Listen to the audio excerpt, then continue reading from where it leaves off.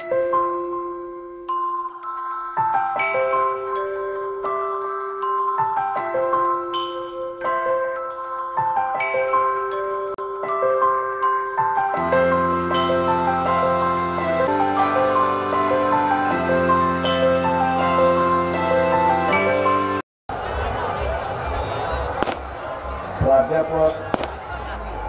Doctor Yashpal Bhinge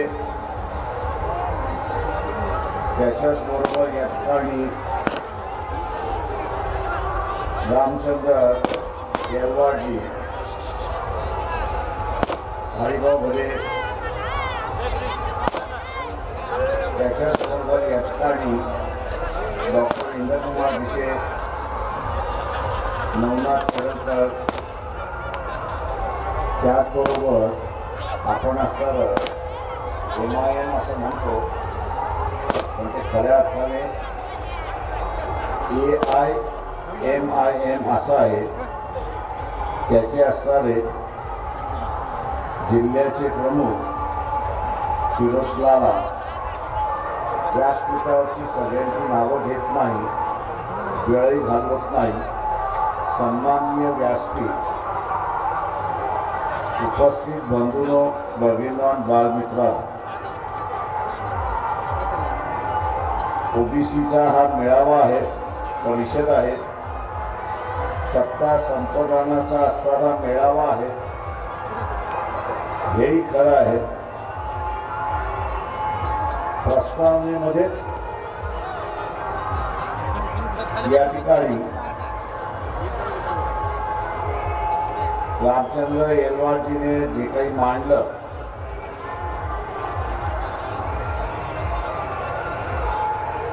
Dhangar समाजाच्या संदर्भातलं जे मांडलं, गेल्या 70 वर्षामध्ये एकही खासदार लोकसभेमध्ये गेला नाही आणि म्हणून नांदेड मतदारसंघामध्ये या कार्यक्रमाचे असणारे अध्यक्ष प्राध्यापक डॉक्टर यशपाल भिंगे यांना उभं करावं अशी जी मागणी केलेली आहे, तुम्हाला मान्य असेल तर मला मान्य असेल.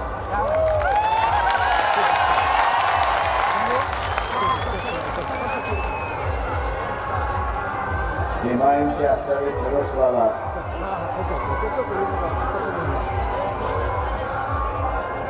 यांना माझी असणारी विनंती राहणार आहे की नांदेड शहरामध्ये 2 मतदारसंघ आहेत. शहरामध्ये 2 मतदारसंघ आहेत. या 2 मतदारसंघामधलं आपलं असणारं 2 लाख मतदान डॉक्टर यशपाल भिंगेंना आपण असणारं मिळवून दिलं तर या मतदारसंघातला विजय हा असणारा निश्चित आहे.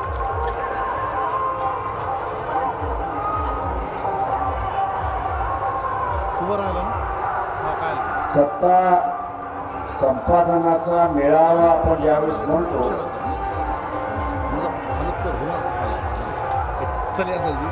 त्यावेळेस आपल्याला सुद्धा काही बंधनं आणि काही परिस्थितींचा सामना या ठिकाणी करावा. गेल्या 70 वर्षाच्या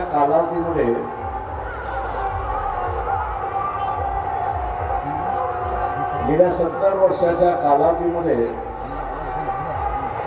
हा लहान ओबीसी जो आहे, कुंभार आहे, लोहार आहे, सोनार आहे, नाभी आहे, शिंपी आहे, भिसेनवाड आहे, उर्मुळे जोशी आहे, अनेक जणांची मी असणारी नावं घेऊ शकतो की 1-1 2-2 घर आहे. सत्तेमध्ये डावलण्यात आलं याबद्दल दुमत नाही, परंतु एका प्रकारे असणारा वैचारिक भ्रष्टाचार सुद्धा वाढवण्यात आला हे आपण लक्षात घ्या.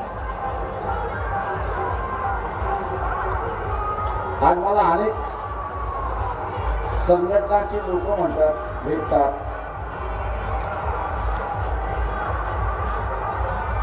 अरे आपण MIM बरोबर गेलो नसतो तर चांगलं झालं असतं असं म्हणतात.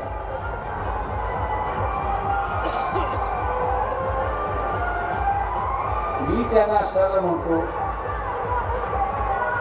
की का जायचं नाही याचं मला असणारं उत्तर.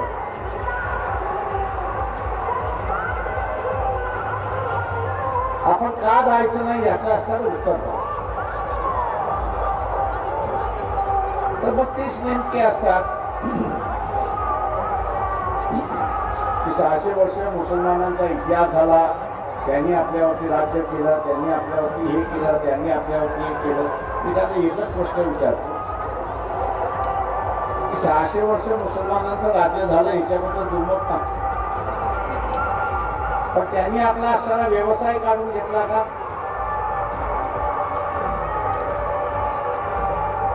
या देशातली असणारी जी काही जातीय व्यवस्था आहे ती जातीय व्यवस्था इथल्या मुसलमानांनी आणली का? आज म्हटलं तर 70 वर्ष झाली मुसलमानांचं राज्य संपलं. ब्रिटिश आले, ब्रिटिश गेले.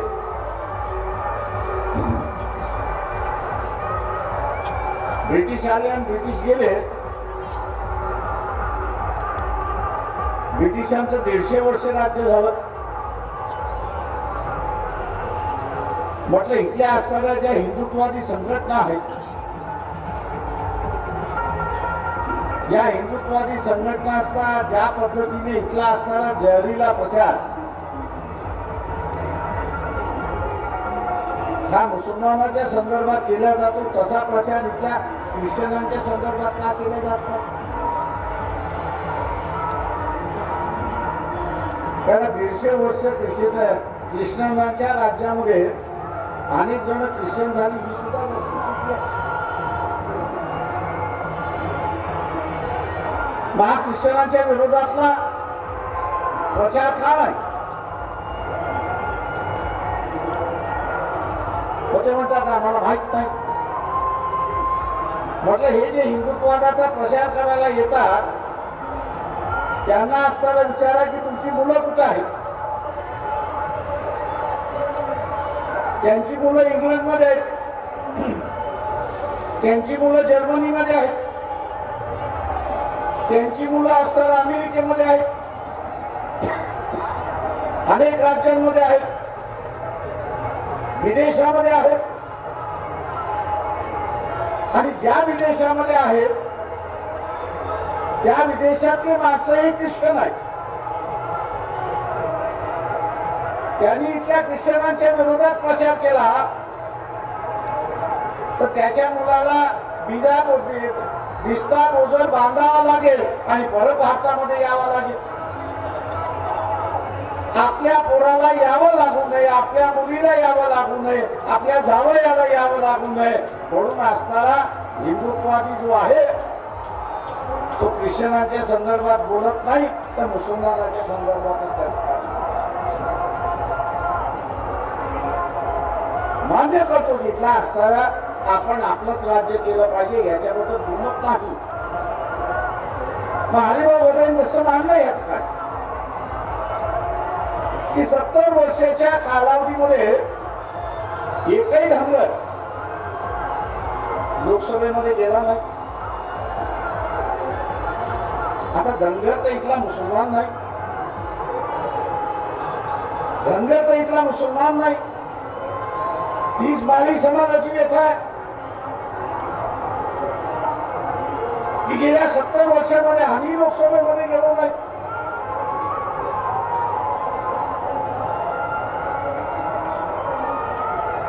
याच्या पाठीमागचं राजकारण आपण असताना बघितलं. धनगराला सत्तेमध्ये आणलं, मायाला सत्तेमध्ये आणलं, कुंभाराला सत्तेमध्ये आणलं,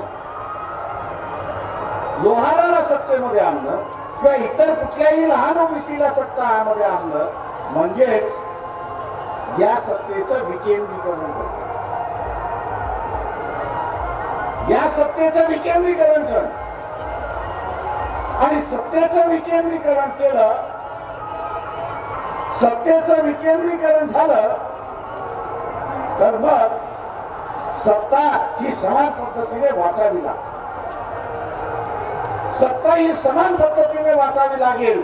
सत्ता जी समान पद्धतीने वाटू नये म्हणून या देशातल्या 159 कुटुंबाने इथली सगळी सत्ता स्वतःच्या हातामध्ये ठेवले आणि इथले राजकीय पक्ष सुद्धा स्वतःच्या हातामध्ये ठेवले. ते आपण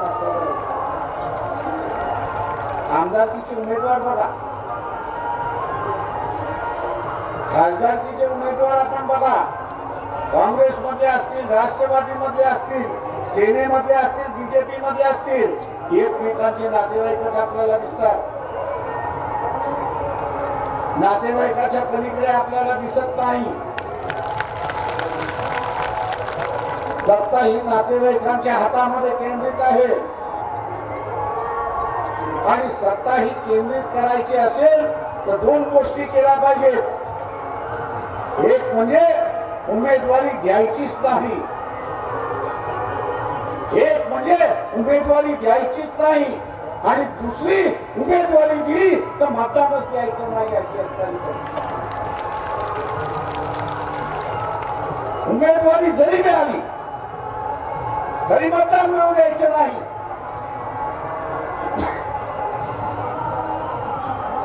आणि मग हे मतदान मिळवायचे असेल तर करावं काय लागणार? हे मतदान मिळवायचं असेल मग करावं काय लागणार? या ठिकाणी आपल्याला साखळी उभी करावी लागेल हे लक्षात घ्या. कुमार एकटा आपल्या उमेदवाराला निवडून आणू शकत नाही, धनगर आपल्या उमेदवाराला एकट्याला उभा आणू शकत नाही, माळी आपल्या एकट्या उमेदवाराला उभा आणू शकत नाही, मुसलमानही आपल्या उमेदवाराला एकटा आणू शकत नाही. वार्डामध्ये तो आणू शकतो पण आमदारकी आणि खासदारकीला आणू शकत नाही हे लक्षात घ्या. आणि ज्यांचे ज्यांचे उमेदवार येत नाही, ज्या वंचित समूहाचे उमेदवार येत नाही अशा वंचिताने कडी केल्याशिवाय इथला उमेदवार जिंकणार नाही हे आपण असणारा लक्षात. इथला मुसलमान बदमाश आहे म्हणून सांगितलं जातंय. इथला मुसलमान बदमाश नाही, इथला RSS बदमाश आहे हे पहिल्यांदा लक्षात घ्या.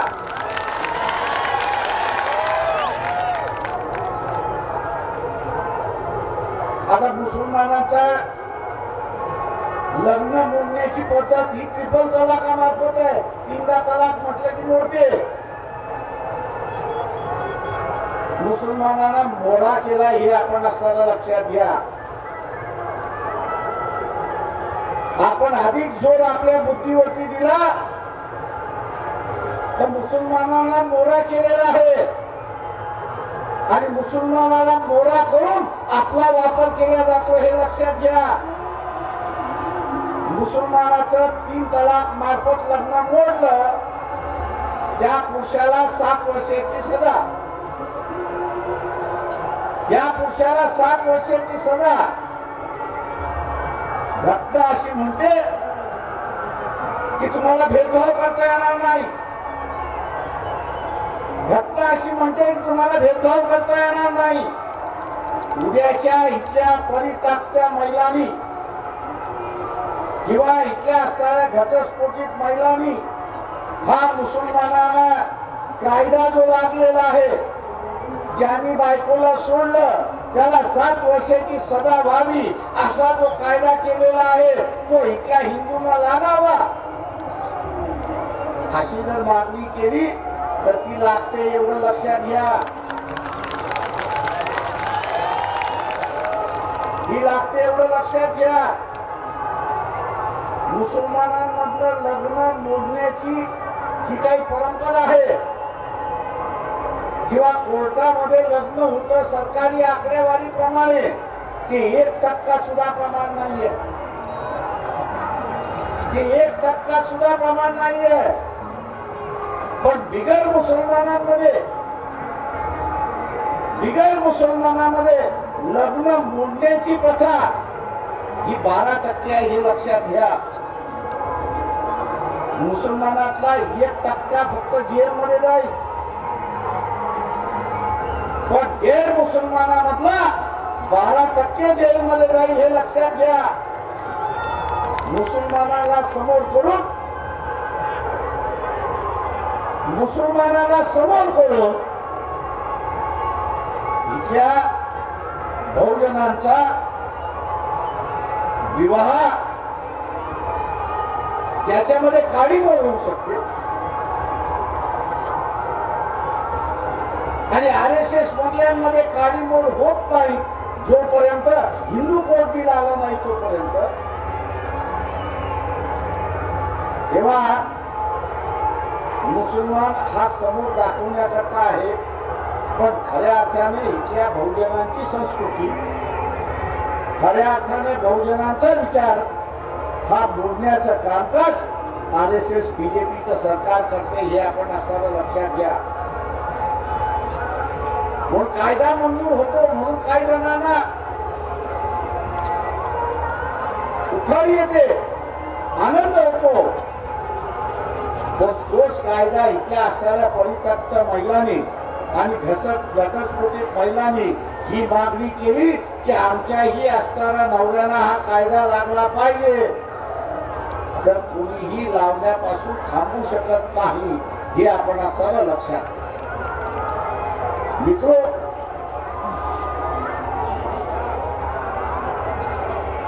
ज्या गोष्टी व्यवस्थेने कुठले गुन्हेगार आहेत आणि कुठली गोष्ट ही गुन्हेगार नाही अशी जी प्रथा आली, लग्न मोडणं हे गुन्हेगारीच्या कॅटेगरीमध्ये बसत नाही, विवाह मोडणं हे फौजदारी केसेस मध्ये बसत नाही. तो सामाजिक प्रश्न आहे, सामाजिक पद्धतीने सुटला पाहिजे, सिव्हिल पद्धतीने सुटला पाहिजे अशी जी व्यवस्था होती ती व्यवस्था कोलमडून विवाह हा मोडला तर गुन्हेगारी पद्धतीने ठरला पाहिजे असं जे हे सरकार आहे, या सरकारपासून वाचणं हे आपण असताना पहिलं क्रमांक प्राप्त हे लक्षात. जी चर्चा झाली आहे की ह्यांना सगळंच मोडायचं, इथली व्यवस्था मोडायची, समाज जीवनातली व्यवस्था मोडायची, संविधानातली व्यवस्था मोडायची आहे. त्या संविधानातल्या मोडण्याचं एक उदाहरण जे आपल्याला दिलं की असणारे विवाहाच्या संदर्भात, इथे विवाहाच्या संदर्भात उद्या या विवाहाच्या कायद्यात 7 वर्ष सजा होणार असेल तर सगळेच आपले असणारे वाचायचं असेल त्या बंधनातून मुक्त होण्याच्या मार्गावर. आज या देशामध्ये जी कायदेशीर व्यवस्था नाही, अनंत काळापासून चालत आलेली व्यवस्था, समाज जीवनातला असणारा एक भाग की इतक्या स्त्री पुरुषांनी एकत्र राहायचं असेल तर ते विवाहाच्या पद्धतीने राहिलं पाहिजे, हा जो समाजाचा नियम होता त्या नियमाला छेद पाडण्याचं कामकाज हे RSSचं सरकार करतंय, BJPचं सरकार करतंय हे आपण असणारं लक्षात घ्या. एकदा विवाह मोडला गुन्हेगार होणार, लग्न करायला पण पुढे या कायद्याने आपल्याला सजा होईल. ज्या व्यवस्थेचं पालन केलं आपल्याला सजा होईल, त्याच्यामध्ये बंधन पण करून येणार, त्याला बांधून पण घेणार आहे. आणि म्हणून RSS BJPचं सरकार अरागज बांधवण्याच्या पाठीमागे लागलेला, या देशाची व्यवस्था कोलमडण्याच्या पाठीमागे लागलेला आहे. ते कोलमडण्यातलं असणारा एक उदाहरण मी आपल्या समोर या ठिकाणी ठेवलेलं आहे. आणि म्हणून इथला लोहार कुंभार सुतार जो अत्यंत धार्मिक आहे, हिंदुत्ववादी आहे, मला त्याला सगळं आवाहन करायचं आहे की धर्म वाचणं आणि बोलणं हा कुठल्या संघटनेवरती अवलंबून आहे. कुठलाही धर्म वाचणं आणि बोलणं या कुठल्याही संघटनेवरती नाही. वाचणं आणि बुडवणं हा प्रत्येक माणसावरती अवलंबून आहे. वाचणं आणि बुडवणं हे प्रत्येक माणसावरती अवलंबून आहे. एकाने ठरवलं मला बुडवायचं आहे तर संघटना काहीच करू शकत नाही, तर ते बुडवून जायला. एकाने ठरवलं हे वाचायचं आहे आणि कुणी किती ठरवलं ते बुडवायचं आहे तर ते बुडू शकत नाही. त्याला ठरवलंय की मला हे सगळं वाचवायचं. आणि म्हणून ही जी भीती, धार्मिक भीती जी घातल्या जाते, धार्मिक भीती जी घातल्या जाते, ती धार्मिक भीती लुटायच्या निमित्ताने घातल्या जाते. हे आपण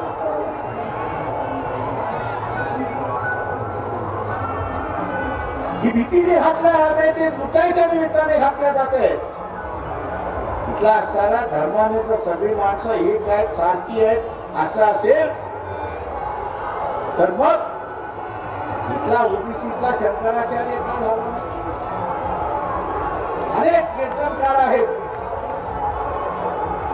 मी सगळ्यांची नावं घेत नाही. अनेक कीर्तनकार आहेत, कीर्तनाला बसले तर 2-2, 10-10 लाख लोक त्यांना असं ऐकायला येतात. धर्माचे ज्ञानी आहेत, चिकित्सक आहेत, अभ्यासक आहेत. यांच्यापैकी असणारा कोणी शंकराचार्य आजपर्यंत का झाला नाही? पुरीचा असणारा शंकराचार्य का झाला नाही? आदी शंकराचार्य का त्या ठिकाणी झाला नाही? ही शंकराचार्याची कथा फक्त जात व्यवस्थेवरती का, किंवा इथला असणारा कुंभारातला असणारा पुजारी, द्वारातला असणारा पंडित याची मान्यता हिंदू पुजारी म्हणून होत नाही, तर त्याची मान्यता ही फक्त द्वाराचा पुजारी एवढंच होतो हे लक्षात घ्या. इथल्या धार्मिक संघटनाने पुजारी सगळ्यासारखे आहेत. एकदा पुजारी झाला तर सगळ्यांनी त्याला मान्य केलं पाहिजे. ही व्यवस्था काने निर्माण केली? ही व्यवस्था निर्माण करायला केली. पण आज इथला कुंभार, लोहार, सुतार असेल, नावी वेगळा मार्ग करायला लागला. त्यावेळेस त्याला प्रचारानं सांगायला आले, अरे बाबा तू काय करायला निघालायस? धर्मवादी त्याला असताना विचारायला लागला, तू काय करायला निघालायस? आता कुंभाराने सांगितलं पाहिजे, मी देवळातली सत्ता ताब्यात घ्यायला निघालेलो आहे, देवळातली तिजोरी मी ताब्यामध्ये यायला लागलेलो आहे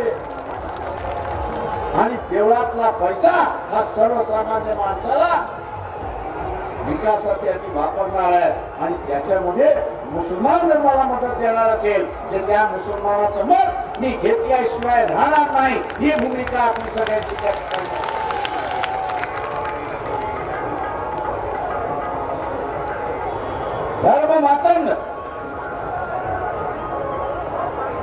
धर्म मातंग तो प्रचार करतो.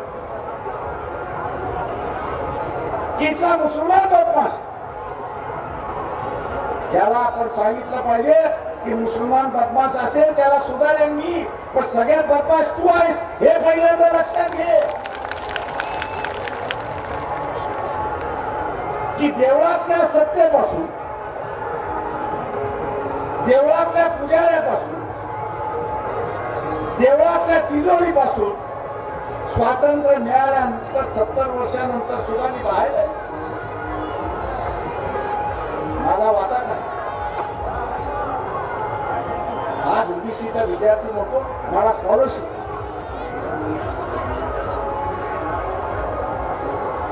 आज ओबीसीचा विद्यार्थी म्हणतो मला स्कॉलरशिप पाहिजे. शासन म्हणते आमच्याकडे पैसा नाही, शासन म्हणते पैसा नाही. उद्याचा सोना सुतार हा महाराष्ट्राचा मुख्यमंत्री झाला, महाराष्ट्राच्या सत्तेमध्ये जाऊन बसला तर एकच देवस्थान अख्ख्या ओबीसीला स्कॉलरशिप त्या ठिकाणी देऊ शकतो. एकच देवस्थान शिर्डीतलं देवस्थान, साईबाबाचं असणारं देवस्थान, या साईबाबाच्या देवस्थानातून फक्त 500 कोटी रुपये उचलले. शिर्डीतल्या साईबाबाच्या देवस्थानातून 500 कोटी उचलले तर इथल्या ओबीसीच्या एकूण एक विद्यार्थ्याला क्रिमिलियर नॉन क्रिमिलियर न करता त्याला स्कॉलरशिप देता येते, हे आपण लक्षात घ्या. ही स्कॉलरशिप घ्यायची की नाही घ्यायची? घ्यायचं असेल तर काय करावं लागेल?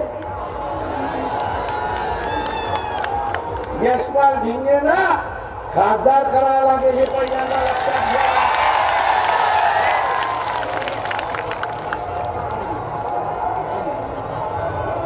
ही सत्तेची लढाई नाही, ही विकासाची लढाई आहे. आणि सत्तेची लढाई म्हणत नाही, ही विकासाची लढाई आहे. यावर्षी सगळ्या शाखेमध्ये 25% ओबीसीच्या जागा भरल्या गेल्या नाहीत. 25% जागा भरल्या गेल्या नाहीत. टाटा इन्स्टिट्यूटचा अहवाल आलेला आहे. आणि का भरल्या गेल्या नाही? ज्या विद्यार्थ्याला ऍडमिशन मिळाली त्या विद्यार्थ्यांच्या आईबापाची परिस्थिती नव्हती, त्या आईबापाची परिस्थिती नव्हती. आणि 25% विद्यार्थी आज शिक्षणापासून मुक्तला असले. हा अन्याय आपण किती दिवस सहन करणार? प्रश्न आहे की हा अन्याय आम्ही किती दिवस सहन करणार? आज अनेक ओबीसी मधला विद्यार्थी, अनेक शिवविकास मधला विद्यार्थी, अनेक बहुदान मधला विद्यार्थी शिक्षणात सवरला हुल्लर आहे. शिक्षणात सवरला हुल्लर आहे, काहीतरी करू लागतोय. पण काही उभं करायचं असेल तर भांडवल लागतं. काही उभं करायचं असेल तर भांडवल लागतं. भांडवल बँकांकडून मिळवायचं असेल, भांडवल बँकेकडून मिळवायचं असेल तर तारण ठेवावं लागतं. या जात व्यवस्थेने मालमत्ता आम्हाला दिलीच नाही. या जात व्यवस्थेने, मनुवादी व्यवस्थेने आम्हाला असणारा संपत्तीचा अधिकारच दिला नाही, मालमत्तेचा अधिकारच दिला नाही. शिकलो, सवरलो, संपत्ती नसल्यामुळे तारण काहीच ठेवता येत नाही. आणि तारण ठेवत नसल्यामुळे हुन्नर असून, हुशार असून मला काहीच करता ही किती दिवस आपण परिस्थिती या ठिकाणी पाहणार? 70 वर्ष इथल्या 69 कुटुंबाने या पक्षाच्या वतीने किंवा त्या पक्षाच्या वतीने राज्य केलं. या पक्षाच्या वतीने, त्या पक्षाच्या वतीने राज्य कधी कधी धर्माच्या नावाने, कधी सेक्युलरच्या नावाने. आणि आता काँग्रेसवाले म्हणतात तुम्ही आमच्या बरोबर आला नाही तर इथला धर्मवादी पक्ष सत्तेवरती येतील. काँग्रेसवाल्यांनो एक तरी अक्कल ठेवा, तुम्ही निवडणुका लढू नका. तुमच्यापेक्षा सेक्युलर आम्ही आहोत आणि धर्मवाद्यांना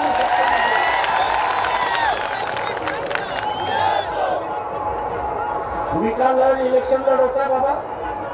तुम्हाला एवढी भीती अशी वाटते की धर्मवादी सत्तेवरती येतील तर आम्ही 48च्या जागा लढवतो ना, तुम्ही आम्हाला पाठिंबा द्या. हे दरवेळेस आम्ही ठेका घेतलाय की धर्मवाद्यांशी लढायचं.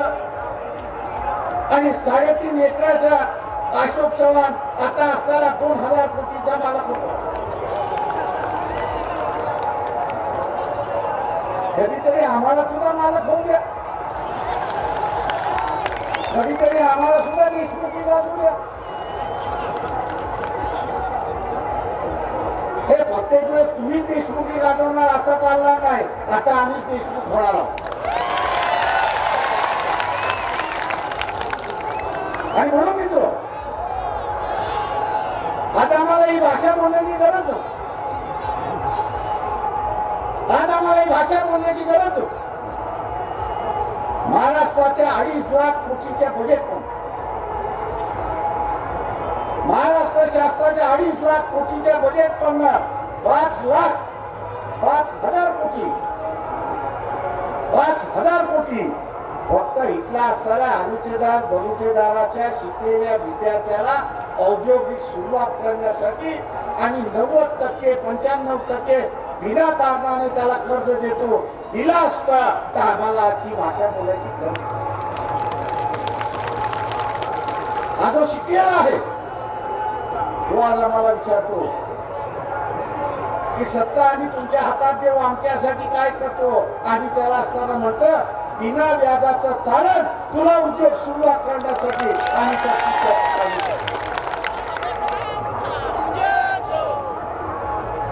शासनामार्फत केल्या जाईल.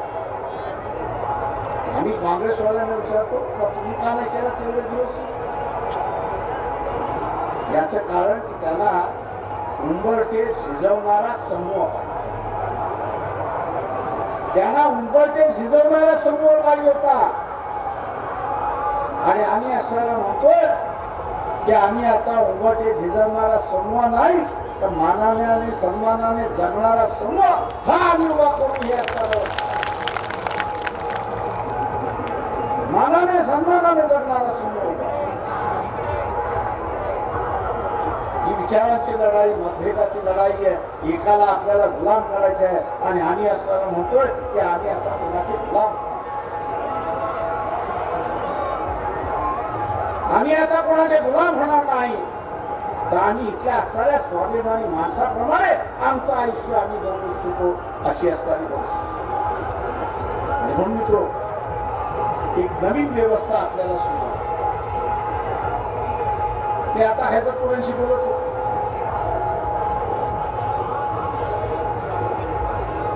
या देशामध्ये विश्वेश्वरांनी 12व्या शतकामध्ये नव्या विचाराची लढाई सुरू केली.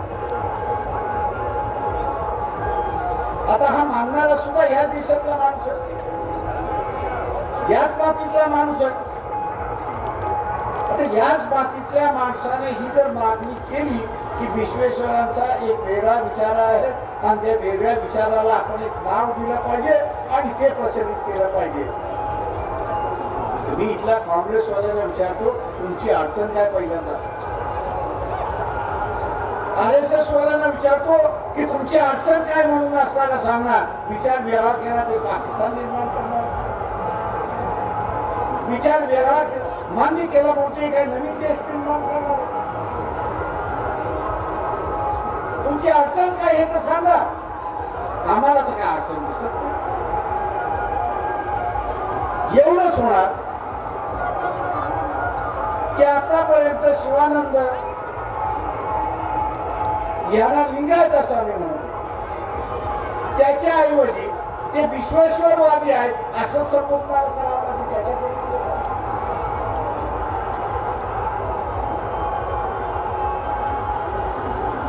विश्वेश्वरांचे विचार मांडतात असं संबोधन करावं लागेल. अडचण काही काँग्रेसवाले हे तर आम्हाला सांगा की अडचण काही. RSS वाले हे तर सांगा की आम्हाला अडचण काही आहे. तो या मातीमध्येच राहणार, तो या महाराष्ट्राच्या भूमिकेमध्ये राहणार, तो कर्नाटकमध्ये राहणार, तो तेलंगणामध्ये राहणार किंवा जिथे कुठे आहे तो असताना राहणार. फक्त तो एवढंच म्हणतोय की 12व्या शतकामध्ये विश्वेश्वरांनी क्रांती केली, ती क्रांतीला मान्यता.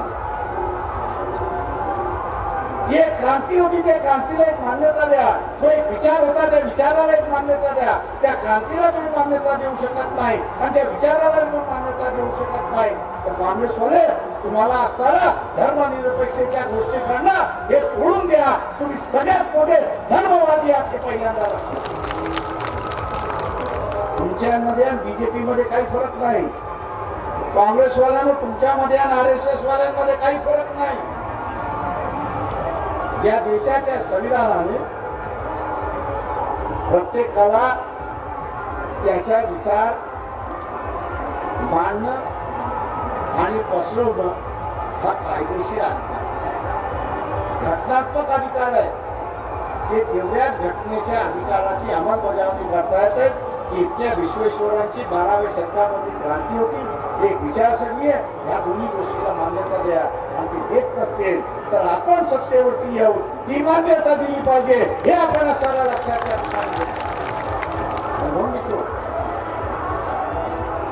आम्ही सत्तेवरती यायला मागतो ते का असताना स्वतःला श्रीमंत करण्यासाठी नव्हे. या देशातला गोरगरीब पिसलेला माणूस, या देशामध्ये गोरगरीब पिसलेला माणूस, त्याला न्याय द्यायचा, त्याला अधिकार द्यायचा, त्याच्या मनामध्ये भीती घालवण्याचा भाग. आज मला अनेक जण म्हणतात प्रकाशराव तुम्ही असणारा त्या 50 जागा घोषित करणार आहात. म्हटलं हो करणार आहोत. तुम्ही एवढं करा, फक्त मतदारसंघ घोषित करा, आमची नावं घोषित करू. मी म्हटलं हे कसं काय की मतदारसंघ घोषित करा आणि आमचं नाव घोषित करू, म्हणजे उमेदवाराचं नाव घोषित करा. ते म्हटलं तुम्ही नाव घोषित केलं नाही केलं तुम्हाला 4 खांदेकरी लागतील आणि आम्हाला खांद्यावरती घेऊन जावं.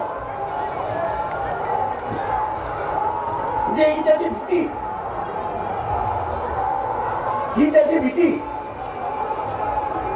की तुम्ही आता नावं जर माझी बाहेर काढली,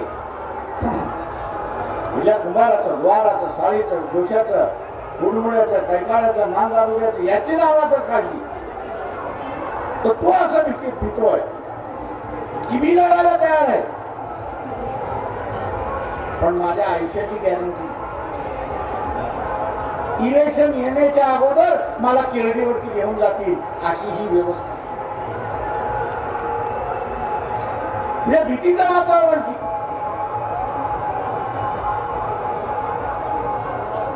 ह्या महाराष्ट्रामध्ये एक बिहार जगतय की काय अशी असतात दहशत की कृपा करून माझं नाव उमेदवार म्हणून जाहीर करू नका. आज इलेक्शनच्या वेळेस माझं नाव जाहीर करा, आता जाहीर करू नका, कारण माझ्या आयुष्याची शाश्वती राहत नाही तुम्ही नाव जाहीर केलं. ही कसली नीती, ही कसली नीती, ही कसली लोकशाही. ही लोकशाही नाही तर जातीची ठोकशाही आहे हे आपण लक्षात घेतलं पाहिजे. आणि ही जातीची लोकशाही यशपाल भिंगेच्या नावाने मोडून काढायचे हे आपल्याला सर्व लक्षात. आणि म्हणून त्यांना आम्ही आश्वासन दिलं की नावं आम्ही काही घोषित करणार नाही, मतदारसंघ आम्ही घोषित करू. किमान 50 आम्ही जे म्हणालो होतो की लहान ओबीसी आणि भटक्या विमुक्त समूहाला उमेदवारी देऊ, मतदारसंघ फक्त घोषित करणार आहोत, उमेदवारांची नावं काही घोषित केलं जाणार नाही. याचं कारण की लोकशाही ही सर्वसामान्य माणसापर्यंत पोहोचते. लोकशाही ही सर्वसामान्य माणसापर्यंत पोहोचली पाहिजे. आणि जोपर्यंत लोकशाही सर्वसामान्य माणसापर्यंत पोहोचत नाही तोपर्यंत या घटनेच्या बोलाला आपण वाचू शकत नाही हे लक्षात घ्या. त्याला ज्याला मिळालं नाही तर मग या व्यवस्थेशी माझं काय घेणं देणं. ज्याला लाभ झाला नाही तो म्हटलं माझी काही व्यवस्था नाही.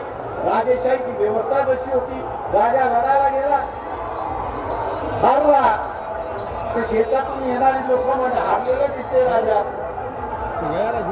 तर त्याच्या हारण्याशी त्याला घेणं देणं नव्हतं. हा राजा हारला तर दुसरं राज्य माझ्यावरती येईल. काही झालं तरी मला लगान हा भरावाच लागणार, माझ्यावरती अत्याचार होणार. आता हा राजा करत होता, पुन्हा दुसरा राजा. जोपर्यंत इथल्या सर्वसामान्य माणसाला इथल्या व्यवस्थेशी आपण जोडत नाही तोपर्यंत या व्यवस्थेशी त्याची आत्मीयता येईल. या व्यवस्थेमध्ये त्याची आत्मीयता येत नाही. आपल्याला ही आत्मीयता निर्माण करायची आहे. आणि आता संविधान बदलत असताना, आरक्षण बदलत असताना लोकांनी जे जागृती दाखवली की नाही माझं व्यक्तिगत स्वातंत्र्य टिकलं पाहिजे, मला मिळालेलं असणारं आरक्षण टिकलं पाहिजे आणि म्हणून हे संविधान टिकलं पाहिजे, ही जी भूमिका घेतोय त्याला एक नवा आकार देणं हा सगळ्यात महत्वाचा आहे. आणि म्हणून तो माझं एक आव्हान आहे, उद्याची युती होईल की न होईल हे सांगता येईल. युती होईल की न होईल याची असताना सांगता येत नाही, पण एवढं निश्चितपणे सांगतो की बीजेपी पुन्हा सत्तेवरती येणार नाही एवढी जबाबदारी आपण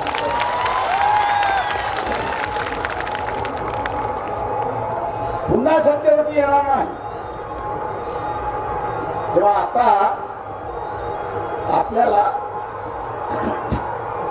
आपल्याला आपलं अस्तित्व आणि आपलं राज्य हे आपल्याला सगळं निर्माण करायचं. आपल्याला आता आपलं राज्य आणि आपलं अस्तित्व हे निर्माण करायचं. काँग्रेस हे आमच्या पाठीला की या 169 कुटुंबाची सत्ता तुम्ही कायम करा. काँग्रेसवाल्यांना आम्ही म्हणतोय वाटणी करत असाल तर आम्ही तयार आहोत. सत्तेशी समझोता करणार असाल तर आम्ही तयार आहोत. आम्ही आता तुमचे गुलाम व्हायला तयार नाही आहोत. जे काँग्रेसवाले आता वर्तमानपत्रातून म्हणताय 24 वाटप झाल्या. काँग्रेसवाल्यांना सांगतो की आम्ही पहिल्या पंक्तीतले आहोत, दुसऱ्या पंक्तीतले नाही. पहिल्या धारीची चव ही दुसऱ्या धारीला येत नाही. काँग्रेसवाल्यांना आम्ही सांगतो. तेव्हा इथे बसलेले सगळे पिढ्या पहिल्या धारीतले पिणारे आहेत असं मी मानतो.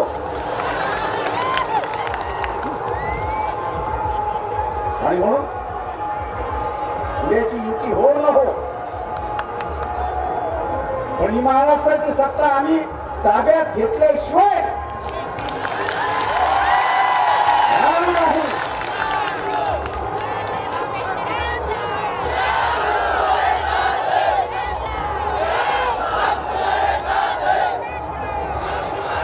अमेरिकेचे एक अध्यक्ष बुश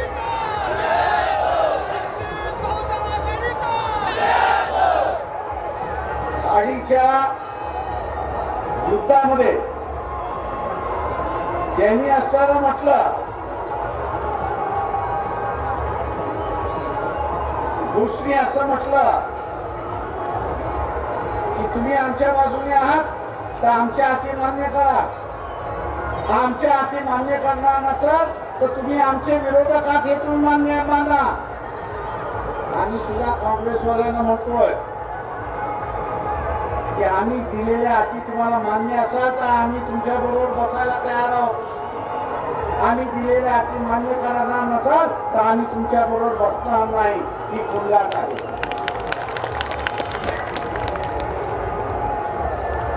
सत्तर वर्ष काही कुटुंबांची सत्ता झाली, आता आम्हाला असणारी सत्ता सर्वसामान्यांची आणायची आहे. आणि म्हणून ही परिषद सर्वसामान्यांची सत्ता आणण्याचा कटिबद्ध आहे. एवढं जाहीर करून मी आपली रजा घेतो. जय भीम, जय महाराष्ट्र.